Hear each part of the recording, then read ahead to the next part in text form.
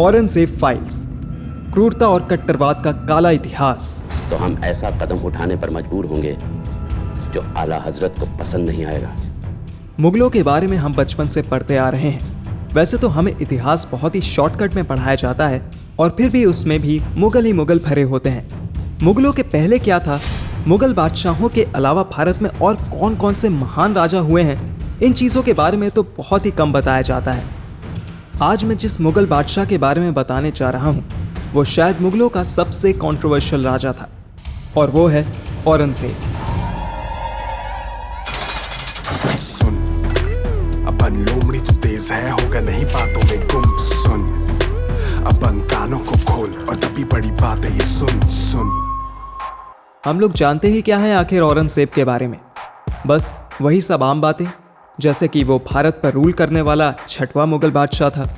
वो शाहजहां और मुमताज़ महल का तीसरा बेटा था। औरंगजेब ने 1658 से 1707 तक गद्दी संभाली और उसके टाइम में मुगल साम्राज्य ने बहुत तरक्की की। लेकिन क्या आप जानते हैं कि वामपंथी इतिहासकारों यानी लेफ्टिस्ट हिस्टोरियंस की किताबों में दिखाई गई औरंगजेब की सफ़ेद पोश इमेज के पीछे उसका एक जालिम और भयानक चेहरा छिपा है। आज मैं वो सारे कड़वे राज आपको बताने वाला हूँ। उससे पहले आप वीडियो को लाइक और सब्सक्राइब करना मत भूलिएगा। चैप्टर 1, दारा शुकोह की हत्या। औरंगजेब एक बेहद बेरहम, कट्टरपंथी और ऑर्थोडॉक्स सोच वाला बंदा था। उसका पिता शाहजहां अपने सबसे बड़े बेटे दारा शुकोह को अपनी गद्दी देने वाला था, लेकिन औरंगजेब को खुद गद्दी का लालच था। वो मुगलों की पुरानी कहावत थी ना, तख्त या ताबूत, उस पर पूरा यकीन करता था। उसने अपने भाई मुराद के साथ मिलकर प्लान बनाया। दोनों ने दारा शुकोह पर हमला कर दिया। 3 बार इसके साथ जंग लड़ने के बाद दारा शुकोह की हालत पतली हो गई। दिल्ली से भागकर उसने सिंध में पनाह ली कि शहजादा बुलंद इकबाल दारा शिकोह आपके आने की खबर सुनकर दिल्ली से फरार हो गए हैं। लेकिन औरंगजेब तो गजब का सन की फैनेटिक था, मार के ही दम लेने वाला था। तो उसने अपने आदमी सिंध में भेजे। सिंध से दारा शुकोह और उसके 14 साल के बेटे सिफिर शुकोह के साथ पकड़कर लाया गया। उसने ना तो अपने भाई पर रहम खाया, ना ही भतीजे पर। दोनों को बेड़ियों में जकड़कर एक छोटी सी हथनी पर धूल और कीचड़ में सने हौद पर बिठाकर कड़ी चिलचिलाती धूप में सरे बाजार घुमाया।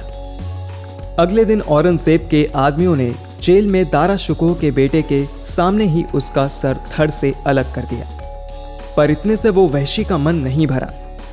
उसने अपने भाई का कटा हुआ सर लिया और अपने बाप शाहजहां को खाना खाते वक्त थाली में सजाकर पेश किया।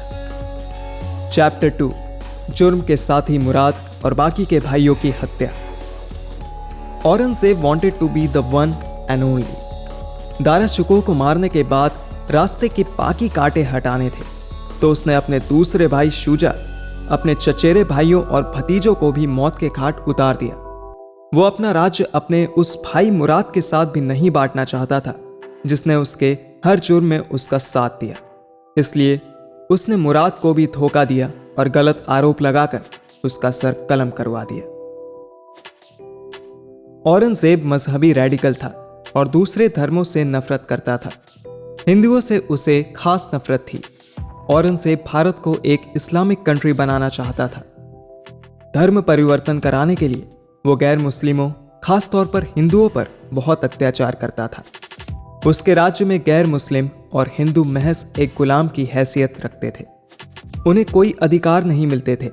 जो मुस्लिम धर्म नहीं मानता था उसे अपनी धन दौलत, जमीन और घर की औरतों को बचाने के लिए जाजिया टैक्स देना पड़ता था। हिंदू व्यापारियों को ड्यूटी टैक्स भी देना पड़ता था, जबकि मुस्लिम हैड टू पे नो टैक्स। यहाँ तक कि गैर मुस्लिमों को अच्छे कपड़े पहनने की भी मनाही थी। हिंदू घोड़े, हाथी या पालकी की सवारी नहीं कर सकते थे और हथियार रखने की भी इजाजत नहीं थी।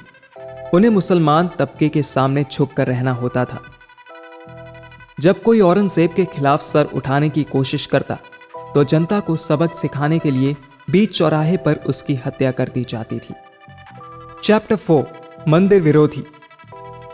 औरंगजेब हिंदू धर्म से इतनी नफरत करता था कि उसने अपने टाइम में सैकड़ों मंदिर तुड़वा डाले और कोई भी नया मंदिर बनाने पर बैन लगाया। सन 1669 में उसने नया रूल निकाला कि काफिरों के सारे स्कूलों और मंदिरों को गिरा दिया जाए। इसी रूल के दायरे में काशी विश्वनाथ मंदिर और मथुरा का केशव राय मंदिर को भी तोड़ दिया गया।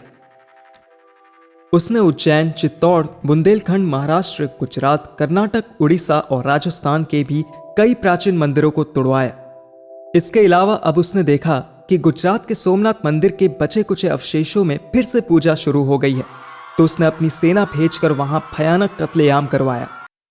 औरंगजेब ने जब कश्मीरी ब्राह्मणों को इस्लाम कबूल करने पर मजबूर कर दिया तो उन्होंने सिखों के 9वें गुरु तेग बहादुर से मदद मांगी। तेग बहादुर ने औरंगजेब को चुनौती दी कि अगर औरंगजेब ने उन्हें इस्लाम कबूल करवा दिया तो सभी सनातनी इस्लाम कबूल कर लेंगे। औरंगजेब ने पहले तो गुरु तेग बहादुर को लालच देना चाहा, पर ना मानने पर जुल्मो सितम का सिलसिला शुरू कर दिया।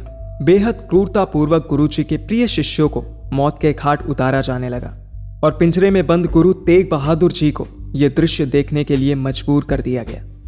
सबसे पहले भाई मतीदास को बांधकर आरी से चीरा गया, फिर भाई दयाल सिंह को पानी से भरी देग में उबालकर मार डाला गया। आखिर में भाई सतीदास को रुई में लपेटकर जिंदा जला दिया गया। अंत में गुरु तेग बहादुर को चांदनी चौक में मुगल बादशाह के क्रूर जल्लादों ने गुरुजी का सर धड़ से अलग कर दिया। जिस स्थान पर गुरु तेग बहादुर का शीश यानी कि सिर काटा गया था वो जगह दिल्ली में है और अब सीसगंज गुरुद्वारे के नाम से जानी जाती है। चैप्टर 6 संभाजी पर बरपाया कहर। औरंगजेब ने छत्रपति शिवाजी महाराज के बेटे संभाजी महाराज पर जो टॉर्चर किए उससे तो इंसानियत भी शर्मसार हो जाती है। शिवाजी के बाद संभाजी ने उनकी राजगद्दी संभाली, लेकिन उनके अपने ही लोगों ने उन्हें धोखा दिया। इस तरह संभाजी मुगलों के चंगुल में जा फंसे। औरंगजेब ने उनकी जान बख्शने के बदले इस्लाम अपनाने को कहा, लेकिन जब संभाजी ने उसके सामने घुटने नहीं टेके तो सबसे पहले संभाजी महाराज की जीभ काटकर उन्हें रात भर तड़पने के लिए छोड़ दिया गया। फिर लोहे की गर्म सलाखें खोपकर उनकी आंखें तक निकाल ली गईं, लेकिन फिर भी संभाजी महाराज ने अपने धर्म और राष्ट्र की रक्षा को अपनी जान से बढ़कर माना और धर्म बदलने से इनकार कर दिया। अंत में औरंगजेब ने संभाजी महाराज को मार डाला। चैप्टर 7 दोस्त से दगा। औरंगजेब की टक्कर का केवल एक ही राजा था जिससे वो डरता था, मारवाड़ के राजा जसवंत सिंह। औरंगजेब के मंसूबों पर राजा जसवंत सिंह ने कई बार पानी फेरा था। राजा जसवंत सिंह और दारा शिकोह ने मिलकर औरंगजेब के खिलाफ कई जंग लड़ी थी, लेकिन जिस साल दारा शिकोह आखिरकार पकड़ा गया, जसवंत सिंह को औरंगजेब से समझौता करना पड़ा। लेकिन इस दिखावे की दोस्ती के पीछे औरंगजेब दिल में रंज रखता था। औरंगजेब ने राजा जसवंत सिंह के मौत के बाद उनका राज्य हड़पने के लिए एक गंदी चाल चली। उसने राजा जसवंत सिंह के 16 साल के बेटे कुंवर अजय सिंह को अपने यहाँ खिलत अता करने के लिए बुलाया। खिलत एक तरह का कपड़ा होता था, जैसे आजकल हम किसी को शॉल पहनकर सम्मानित करते हैं, वैसे ही। वहां पहुंचने पर औरंगजेब ने कुंवर को हीरे मोतियों से जड़ी खिलत पहना दी। थोड़ी ही देर में कुंवर का गला सूखने लगा, शरीर नीला पड़ने लगा और देखते ही देखते उसके प्राण पखरू हो गए। औरंगजेब ने उसे जहर में बची हुई खिलत पहनाई थी। चैप्टर 8 बेटी चेबुनिसा पर सुल। औरंगजेब की बेटी चेबुनिसा उदारवादी ख्यालों की थी। वो छिपकर मुशायरे में जाती थी और मुख्फी नाम से शेर व शायरी लिखा करती थी। औरंगजेब को ये मॉडर्न ख्यालात बिल्कुल पसंद नहीं थे। औरंगजेब ने उससे चिढ़कर उसे भी जेल में डलवा दिया। ताउम्र जेल में काटने के बाद उसकी मौत हो गई। दिल्ली का सलीमगढ़ किला ही वो जेल है और कहते हैं कि वो आज भी हॉन्टेड है। समरी। ये सब सुनकर अंदाजा लगा ही सकते हैं कि औरंगजेब एक कोल्ड ब्लडेड किलर था और औरंगजेब की क्रूरल्टी की दास्तां यहां खत्म नहीं हो जाती। ऐसी अनगिनत कहानियां, घटनाएं हैं जो केवल हिस्ट्री बुक्स में ही नहीं लिखी गई, बल्कि लोगों के जरिए पीढ़ी दर पीढ़ी मुंह जबानी चलती गई। अगर आज इस बात का हिसाब लगाएं कि औरंगजेब ने अपनी जिंदगी में कितने खून बहाए, कितने जुल्म किए, तो हिसाब का रजिस्टर लाल हो जाएगा। 1707 में मराठों के साथ युद्ध में वीर छत्रसाल के हाथों औरंगजेब मारा गया और इसी के साथ उसके बेरहम शासन का अंत हुआ। काली बातें यहाँ छुपी खोया सच है, फंदो जालों में अंधे सालों से गुम, लुटी पड़ी इंसाफ की बाजारें हैं सुन, पूंजी है डर की खदाने तू सुन, क्या बोले तुझे कान में तोल के, जहर को शरबत बोल के, काटे नींद में वो पाल, फिर सुबह तैयार होके शहर घूमे टोपी बेचते। तो ना कोई सगा यहाँ पे जो दगा भी ना दे और ला दे नतीजे ना दबा के बातें, वो लगा के आग हुए गुम, 5 साल बाद बेची बाल्टी में पानी की बूंद। सुन अपन लोमड़ी तो तेज है, होगा नहीं बातों में गुम। सुन अपन कानों को खोल और तभी बड़ी बात है ये सुन। सुन